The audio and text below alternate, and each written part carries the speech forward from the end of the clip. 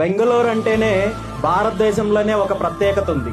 ఇది కేవలము కర్ణాటక రాష్ట్రానికి రాజధాని మాత్రమే కాదు, భారతదేశంలో ఉన్న వాళ్ళు ఎక్కడ ఉన్న వాళ్ళైనా, అది చదువుకున్న వాళ్ళైనా, చదువు లేని వాళ్ళైనా, ఎలాంటి స్కిల్ ఉన్న వాళ్ళకైనా లేని వాళ్ళకైనా దేశంలో ఎక్కడికెళ్లినా ఉపాధి ఉద్యోగ అవకాశాలు దొరుకుతుందో లేదో అయితే తెలియదు గాని బెంగళూరుకు వస్తే మాత్రం ఖచ్చితంగా స్థిరపడతాము. ఏదో ఒక రకంగా మార్గం ఉంటుంది, అక్కడ ఉద్యోగం దొరుకుతుంది, ఉపాధి దొరుకుతుందనే ఒక నమ్మకం అనేది కేవలం భారతదేశంలో బెంగళూరు మీద మాత్రమే ఉంటుంది. ఈ రోజు బెంగళూరు అంటే కేవలము కర్ణాటక వాసులే కాదు, ఈ రోజు రాయలసీమ ప్రాంతానికి సంబంధించిన వాళ్ళు వేలాది మంది ఈ రోజు బెంగళూరులో ఉద్యోగ వ్యాపారాలు మిగిలిన వ్యవహారాల్లో ఇక్కడ స్థిరపడిన వాళ్ళు ఉన్నారు. ముఖ్యంగా చిత్తూరు జిల్లా పుంగనూరు ప్రాంతం నుండి తీసుకుంటే ఈ రోజు ఏ గ్రామానికి వెళ్లినా బెంగళూరులో ఆ గ్రామం నుండి లేని వ్యక్తి, అలాంటి గ్రామము నాకు తెలిసినంత వరకు చిత్తూరు జిల్లాలో అయితే ఎక్కడా ఉండదు.